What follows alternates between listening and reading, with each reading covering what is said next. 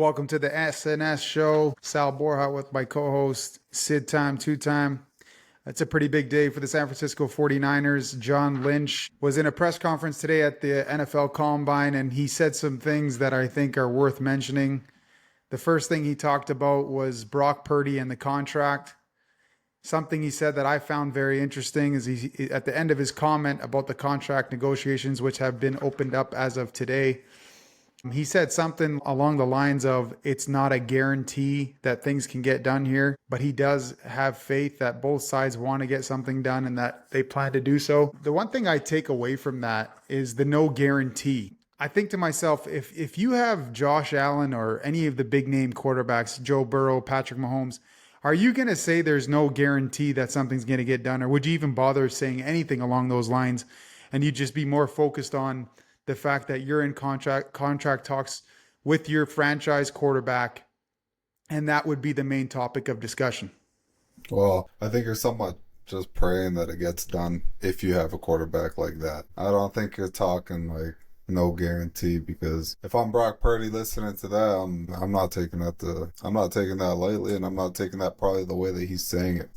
I would say I think it's John Lynch's job to negotiate, even with a little line like that. Maybe that's his way of negotiating without negotiating. But I do have a weird feeling that the Niners don't want to give him $50 million. Felt that all this time. I know a lot of people are going to say what Sherman said, what we talked about yesterday, that, the peers are getting that. He deserves that. And he is a good quarterback. Same things we reiterated yesterday. He is a good quarterback. There's no argument there. It's just a matter of, can you win a Super Bowl if you pay him that money?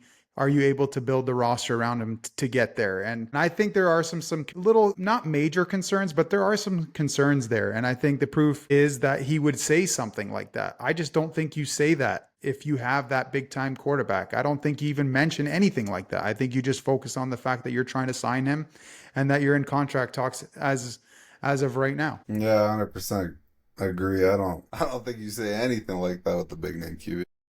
Yeah. Another thing that he mentioned, which I was wondering what was going on, is that Brian Griese has stepped away. Earlier reports were that he was let go. And I thought that would be weird to let a guy go that's been working with Brock Purdy, a guy that you plan to bring back. But it turns out that Brian Griese had some family reasons why he decided to step away. And, you can only respect a man's wishes when it comes to family.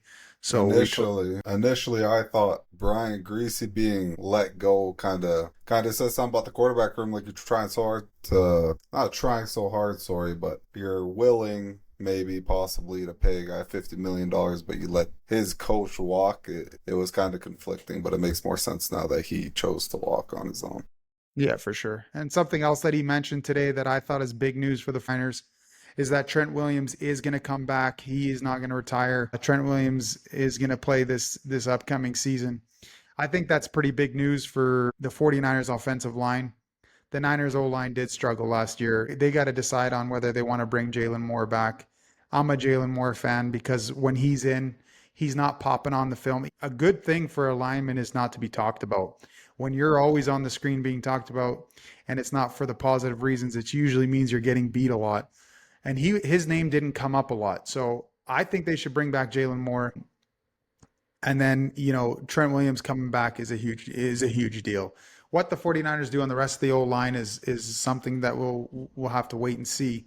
I really hope they change Jake Brendel as the center. I don't believe that he's a starting center in the NFL, to be honest. I think he's just not strong enough to play the spot, and he gets pushed around.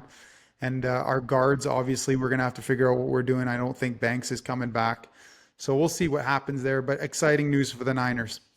So, exciting news for the Niners, but how do you feel personally? Because I know that we're constantly getting rid of strength and conditioning coaches because we're constantly riddled with injuries, and we're bringing back another guy who's old, who's getting paid a lot of money. And if we're in this endless loop of paying older players who get injured a lot, it's like we possibly are just making another mistake bringing him back. He's a big-time player. We saw a slight decline, like you said before, in his year last year. It's like, how excited are we that this guy's going to play out the rest of the year? I don't think the 49ers feel like there was a decline. I think the 49ers still think Trent Williams is Trent Williams. Obviously, he's not going to be as dominant as he was 5 years ago, But it wasn't too long ago when we were still saying he's the best offensive lineman in the league. If it wasn't last year, it was the year before. So Trent Williams is still a valuable asset. Yes, the age is a factor in terms of his health. Let's hope that he can stay healthy and stay on the football field. But that remains to be seen. It is really strange how the 49ers keep changing that strength and conditioning coach. They are always riddled with injuries. It's something that we've gone through for what, 3, 4 years now. There was even the season in 2021 where we get off to a horrible start and, we put it together at the end of the season and we go for a run in the NFC Championship and we lose to the Rams. But this is something that's always been bothering the Niners. It's I know any NFL team really is going to have injuries. It just seems like we have more than the other teams. So let's hope Trent Williams can stay on the football field and give us what he brings. Another topic that was brought up today with the John Lynch interview was Deebo. He said that he said something pretty interesting. He said that that might be his favorite draft pick since he's been a GM, and I could totally understand why. Deebo Samuel is a game changer. Deebo Samuel brings something that really we've never seen before. It's a running back at receiver, true, but he had deceptive hands. I know this year he had some drops, but he caught the ball in tough situations, hard, high jumping catches, and he'd come down with it. And it didn't look natural, but he caught it. And Deebo Samuel brought a lot to the Niners offense. He brings a lot to the game plan for the defense that's playing against the Niners. They got to really be concerned about him catching something as simple as a screen and going to the house. So Deebo Samuel is going to be a loss for this team. It's just the truth is Deebo Samuel was not the Deebo Samuel of old, and he's getting paid like he is. And it's time that the 49ers, I believe, move on. I think John Lynch wants to say, I want to move on, but he's got to play the GM role.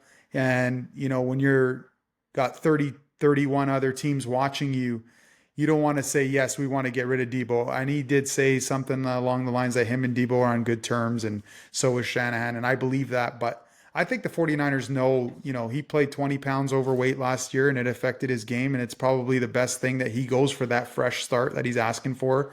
And John Lynch wants to grant him that. Yeah, there's no doubt he was the definition of electrifying. Man, he was fun to watch. The only the only thing that's shake is if he comes back in tip-top shape to another team, we're gonna, because he's not crazy expensive. What do we pay him, like 25 mil? Yeah, he is 20. Yeah. That's not that's not outrageous, especially for a player like Deebo Samuel, in shape. Deebo Samuel, it is a hit to the Niners for sure. Yeah, if you get the Deebo Samuel who's in shape and is still able to do the things he used to do, whoever gets him hits a home run. The 49ers are paying Brandon Ayuk more, and there's been some rumblings about how apparently the 49ers are shopping Ayuk or teams are interested in Ayuk. I find that hard to believe. I don't know how a team could really go aggressive after Ayuk when he's coming off the injury he's coming off of and the money he's being paid. I don't know if there's any truth to that. If there is, if you're the 49ers, do you really want to move on from Ayuk if you're losing Deebo? It would be interesting. It would be interesting who they brought in to fill these. I guess the question I have is, if you were another NFL team, would you be willing to give up more for Deebo Samuel or Brandon Ayuk? If I'm another NFL team, I'm not really willing to go after either, to be honest. I think the best days of Deebo Samuel are behind him. That's not to say that he can't bring an element to your offense. I do believe he can. And then with Brandon Ayuk, it's not to say that he doesn't have good football in front of him, but you are paying a guy, top dollar. And I don't think he deserved that top dollar contract to begin with, never mind coming off this knee injury. So that's my opinion on that. So you're not expecting much in return if we were to trade either one of them. Well, I think the Deebo Samuel trade's going to happen. What we get in return, Hmm. it remains to be seen. It'll be interesting. I think the 49ers, if they're lucky, get a second round pick. That would be, in my opinion, a home run. But we'll see. I could see the 49ers trading him for a third. And if you get a third round pick for a guy that wants out the door, and again, like I say, his best football is behind him, I think you've done something well there. The last topic he brought up, which is a big one for me, it's two players. It's Hufanga and Greenlaw. He says he's been in talks with both. He said he doesn't like to get rid of good football players. Those are two good ones. It's one thing getting rid of a player through a trade like Deebo Samuel where you do receive something for him. It's another when you let in my opinion, I've said this before, a top five linebacker in the league in terms of Dre Greenlaw. Hufanga has had Dre Greenlaw had an injury this year, but for the most part, Dre Greenlaw's been on the field. Hufanga's had a riddled this year. He was on and off the whole year, and he's had some injuries in his career. Hufanga is a guy I would love to keep if the money's right, but Dre Greenlaw is a whole nother discussion itself. He's not if the money's right. He's a guy you got to keep and make it work. So, like I was saying before, would you say that if you had Patrick Mahomes when it comes to Brock Purdy? No. Well, you got a top five linebacker that you just can't consider letting go for nothing.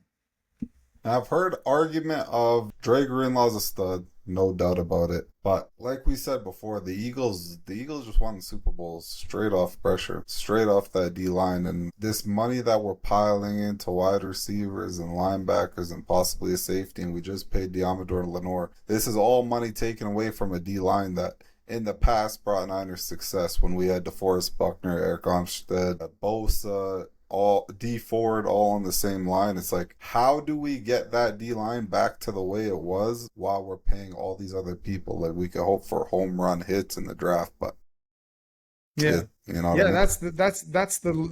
the one thing the 49ers have done is now they've drafted some players that almost force you to pay them. And again, it's coming up right now, like I've mentioned, Hufanga and Greenlaw. These are guys that when you draft them, you get them young and you have some veterans on the team that the Niners weren't even paying that much to. And they added these players to that roster. And you've seen what it did is that the 49ers took off and went to the Super Bowl in 2019. To try to make that happen again, you got guys like Fred Warner on the D that's getting paid who's not on the D line, and you have to pay Fred Warner. And I believe you have to play Greenlaw. And then Lenore. Lenore has been such a weapon for the 49ers defense. I mean, we put him wherever the defense needs, whether it's in the slot. And then he plays the outside corner when there's only two receivers on the field. One thing I seen last year, I'm not a huge fan of Nick Swanson, but he did call a play that I haven't seen very much of before in the NFL, whereas the slot corner is the deep middle player in a Tampa 2 defense. So basically, he swapped the middle linebacker's responsibilities with his and sent him way up the middle. And this is what you can do with a Lenore. And Lenore is just so valuable for your team, and he's smart. So you got to pay these guys. And the 2019 team, you had all the money really up front. Bosa was your first round pick, and that was a great pick. And then you had DeForest Buckner, who was ready to get paid, so you didn't have to pay him as of yet, which is a reason why he's on that team. And then when it's time to pay him, he ends up out the door. You had Armstead, who still hadn't been paid. D Ford came in on a big check. You still had a young Fred Warner, who wasn't getting paid the big dollars yet. So the Niners were just at a point in their roster where there was a lot of young guys doing really well and haven't been paid yet. So that's how that roster was put together. So it's looking like the window's sort of closing coming up here. It's definitely near the end. The Yeah. 49ers need to do it, whether it's this year or the next year. And that's why I've been saying this when it comes to Kyle Shanahan. Kyle Shanahan has been in the Super Bowl twice and lost in the fourth quarter twice. And I mentioned the crazy decision he made in the Super Bowl of last with the new rules in overtime, and he chose to receive the ball instead of kicking off the ball. And it was almost like he didn't know the rule, and we know what Juszczyk said, and it's just so the window may be closing. I do think we have a year or two more to go before that window's fully closed. And another thing I wanted to bring up actually, the 49ers have to figure out Brock Purdy, number one, and what they want to pay him. And if he ends up doing something crazy where he doesn't bring Brock Purdy back, or he doesn't want to pay Brock Purdy and they have to move him or something crazy like that, the 49ers would go of the route of defense and back to a Jimmy G type offense where the quarterback is not asked to do everything or more out. Like we beat the Packers with 8 passes in the NFC Championship. We ran down their throats and played good D against Aaron Rodgers. So I'm interested to see what they do. But there's a guy out there that asked for a trade today. And that guy should not be ignored if you're the 49ers, because I don't think he's asking, or I don't think he's a big price tag. And that's Harold Landry. That's a guy that has 31 sacks in his last 3 years, and his price tag is $17.5 million. Now, you could work something out with the Titans where they pay a little bit of his contract or something like that, where we could get him in for a little bit less if it means that we give them a third round pick or something like that for him. I think that's a guy he raised interest for me right when I seen that because I believe Harold Landry's a good DN. And anytime you're bringing in somebody next to one that already exists on your defense, that's how you get to the quarterback. And then Leonard Floyd would be a guy that comes in on third down, or if any of them are tired or whatever, he comes in. That would be a pretty good group. And now you just got to focus on the interior. Yeah, I know a defensive tackle on the Commanders Jonathan recently Allen. asked for a trade. Yeah, that'd be a huge addition too to this Niners defense. And I know the Commanders are looking for a wide receiver.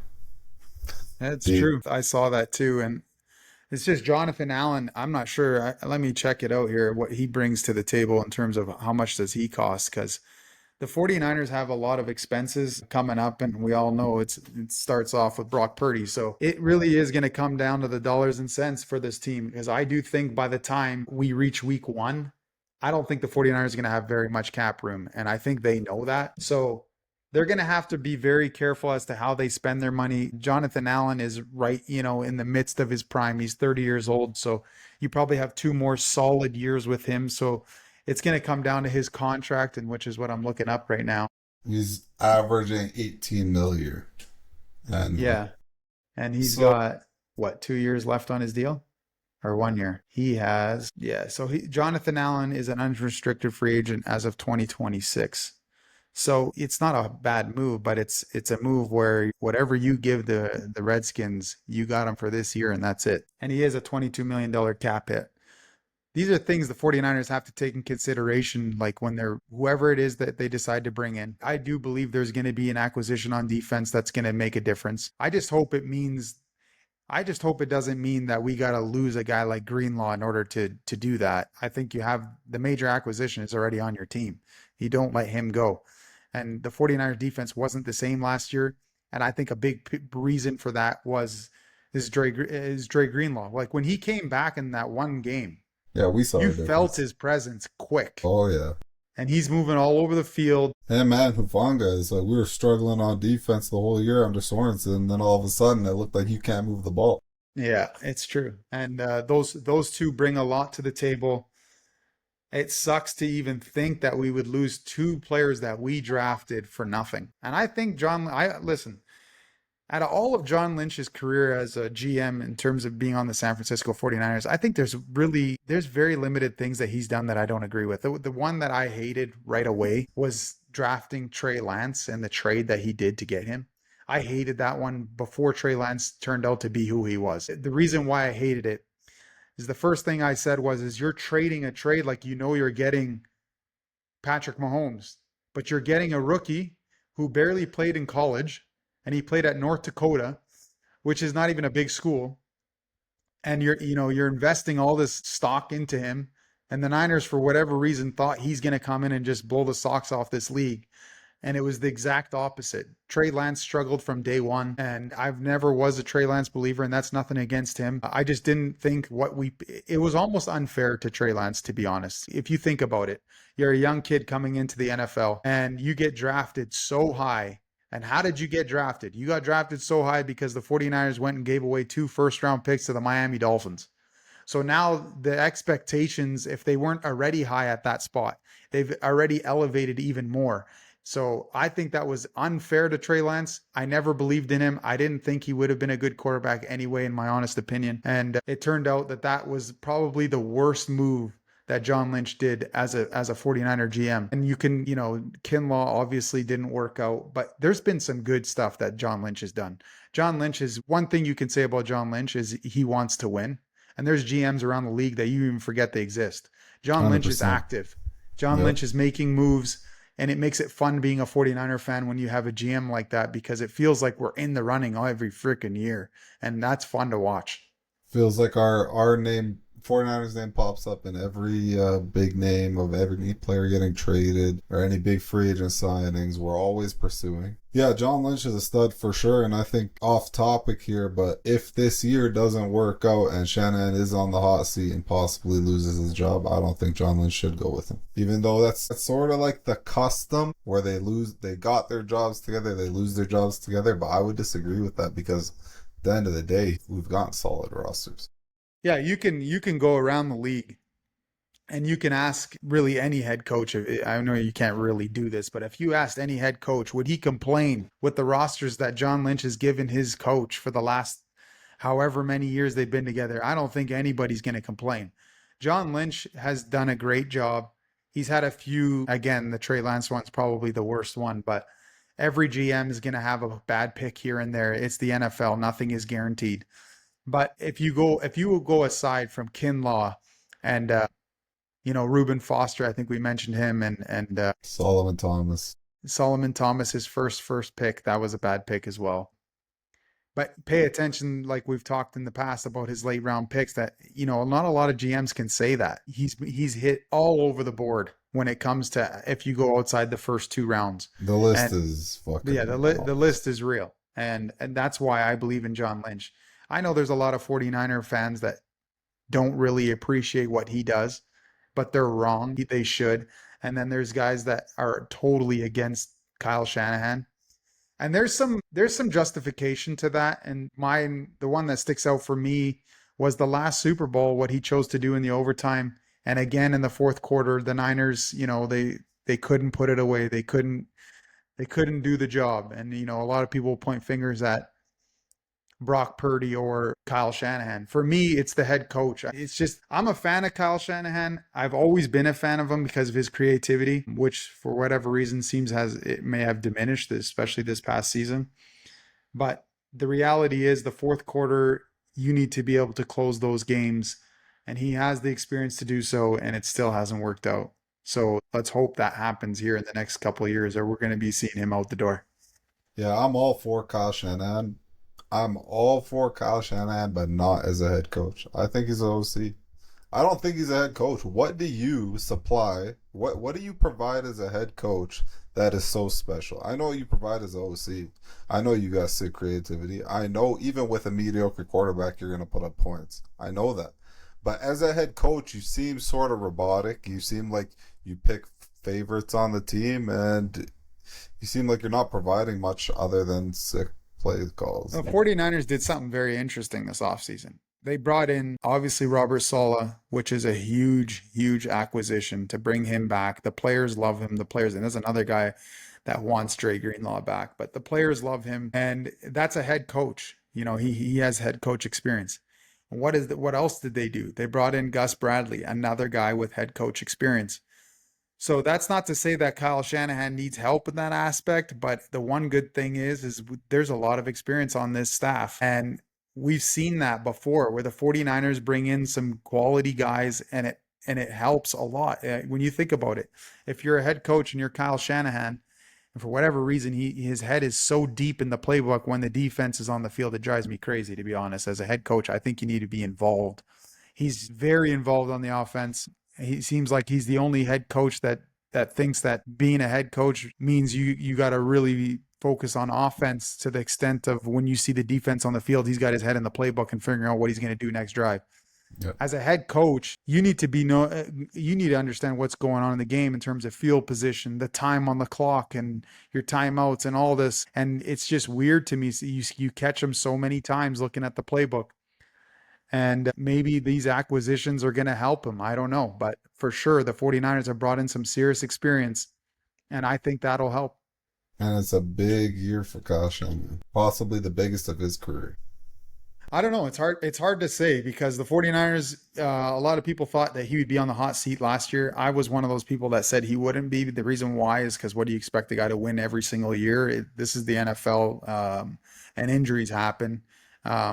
And that's what I saw. But the one thing I took away from last year that was concerning, if you're in the Kyle Shanahan camp, was that the creativity had diminished. It looked like we were just so robotic. It looked like we turned into this 5-7 step drop team. Now you got Brock Purdy analyzing the field from left to right, and he's going from the first read to the second read to the third read, and with a guy with the arm strength that he has, that's why I like the old Kyle Shanahan where he had to design plays and he's throwing to people that are pretty open. Now Mm. he's throwing into tight windows, which he can throw into windows on time. He just can't be late because if he's late, the arm strength will become a factor. So I just hope that Kyle Shanahan brings back some of those old plays. I don't know what changed last year for him, why those plays disappeared, or was it because he just put more faith in Brock Purdy? Maybe that's what it was. And hopefully last year's film makes him realize he's got to go back to the old way of creativity. That remains to be seen, but let's just pray that this upcoming season is a good one and all this goes away. Yep. The only thing that I would say is if the 49ers end up folding again late in the run, whether it's NFC Championship or the Super Bowl, now it's hard to argue that he stays around because the fans are going to be going crazy at that point because it's like, what do we got to do to win with this guy? So it's almost at the point where you've seen the Eagles let go of Andy Reid after some NFC championships where he lost in a Super Bowl that he lost to against the Patriots. Yeah. Let's hope that doesn't happen. I'm a firm believer the NFL is going to give Kyle Shanahan his Super Bowls. I think they're coming. Whether it's on the Niners or not, I don't know, but I think he will. He's going to win Super Bowls before his career is over. So I'm kind of hearing Super Bowl or bust for Kyle Shanahan this year on the 49ers.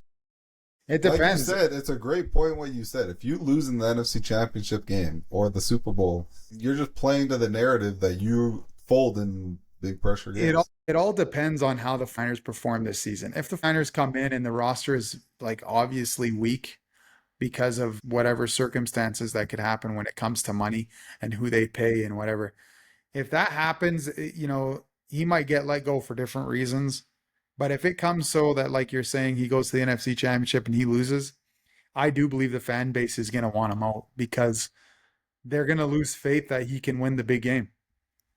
Well, yeah, I feel like the fan base is already split, and that's just from last year. I do believe that. I believe that their fan base is split on Kyle Shanahan. But if you bring back the old Kyle Shanahan, those people are going to come to realize that this guy has won a lot of football in the NFL. He's been to 3 Super Bowls, 2 as a head coach, 1 as a coordinator. That's the type of stuff that you want on your team. You want a guy leading your squad with that type of experience because Uh, how many NFL coaches can say they have that type of resume?